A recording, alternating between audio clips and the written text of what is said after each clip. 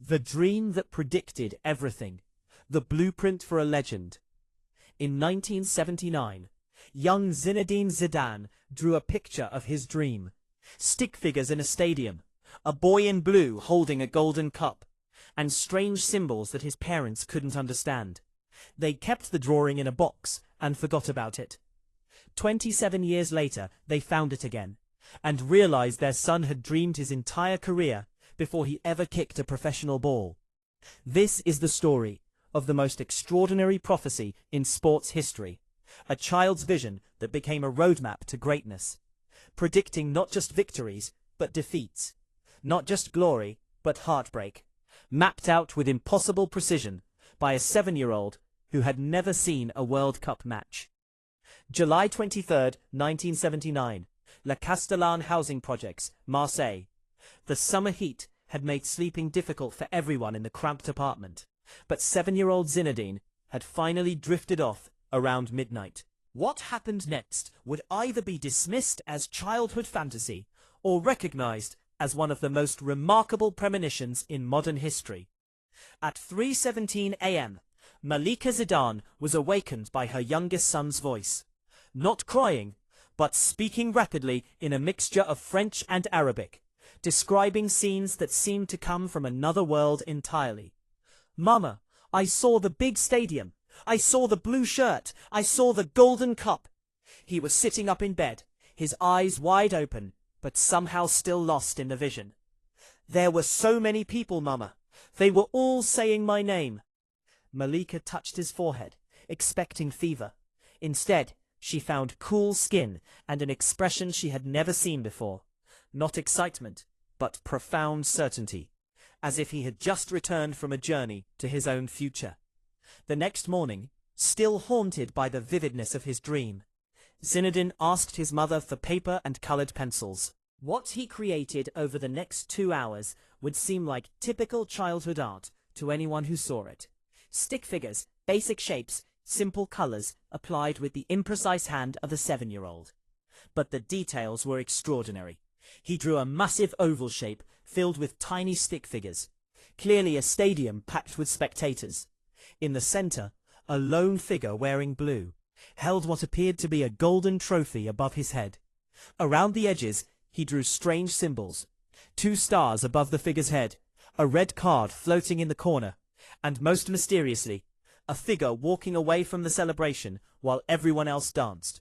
"What is this, Zinedine?" his father Smile asked, studying the drawing. "It's my dream, Papa. It's what I'm going to do when I grow up." The Zidane family examined the drawing with the mixture of pride and bewilderment that parents feel when their children create something beautiful but incomprehensible. The stadium made sense. Every boy in France dreamed of playing in big stadiums. The golden trophy was obviously some kind of championship, but the other symbols puzzled them. Why 2 stars? Why a red card in a victory scene? And most strangely, why was the celebrating figure also walking away from his own triumph? Children's imaginations, Malika concluded, carefully placing the drawing in a shoebox with other family mementos. He watches too much television. But Smile wasn't so sure. There was something about his son's certainty, the way he described the dream not as fantasy but as memory, that suggested something deeper than childhood imagination. As years passed, the drawing remained buried in the family's collection of childhood memories. Zinedine's football talent began to emerge. His career started to develop, but nobody connected his professional journey to the 7-year-old's strange vision. When he joined the French national team in 1994, when he scored his first international goal, when he became a starter for the 1998 World Cup, at no point did anyone remember the stick figure drawing hidden in a Marseille apartment. The prophecy waited patiently for its fulfillment. July 12, 1998, Stade de France, World Cup final. As Zinedine Zidane walked onto the pitch wearing France's blue jersey, preparing for the match that would define his legacy, his parents sat in the stands with no thought of childhood dreams. But when he scored the first goal, a perfect header in the 27th minute, something stirred in Malika's memory. When he scored the second goal, Another header in the 45th minute. She grabbed Smile's arm.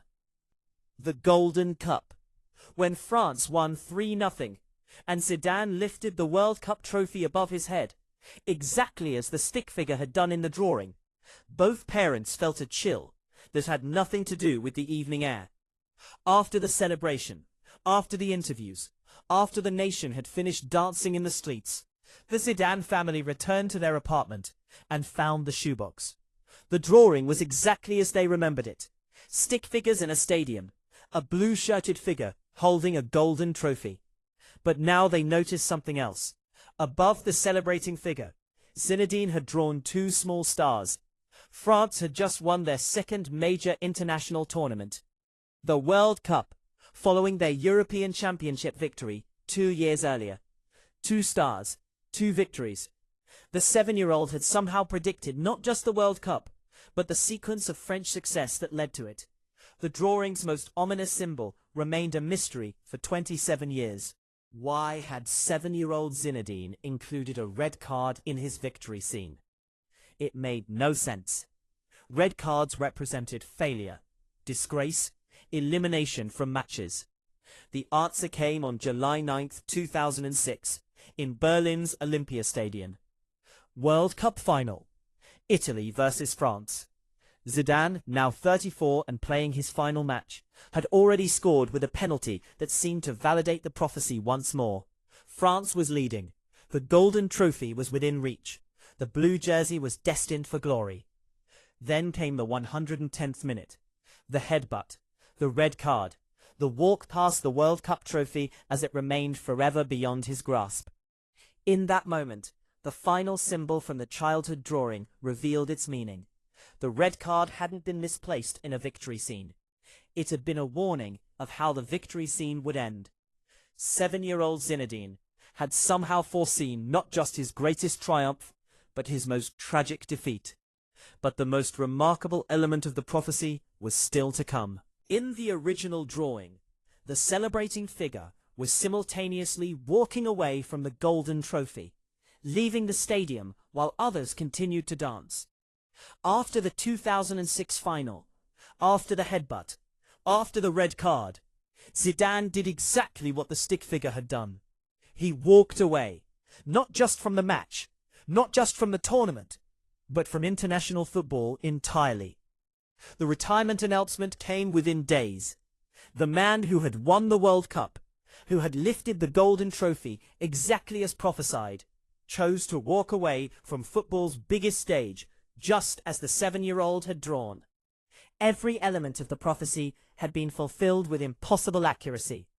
In 2006, as Zidane announced his retirement, and the family gathered to process the bittersweet end of his international career, Malika brought out the shoebox once more. The drawing, now 27 years old and yellowed with age, had become a roadmap that had predicted every major moment of her son's career. The stadium, fulfilled when he played at the highest level. The blue jersey, fulfilled with the French national team. The golden trophy, fulfilled with the 1998 World Cup victory. The 2 stars, fulfilled with France's 2 major tournament victories.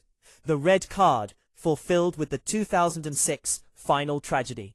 The walking away, fulfilled with his immediate retirement. "How did you know?" Smile asked his son, showing him the faded drawing. Zidane studied his childhood artwork with wonder. "I didn't know," he replied quietly.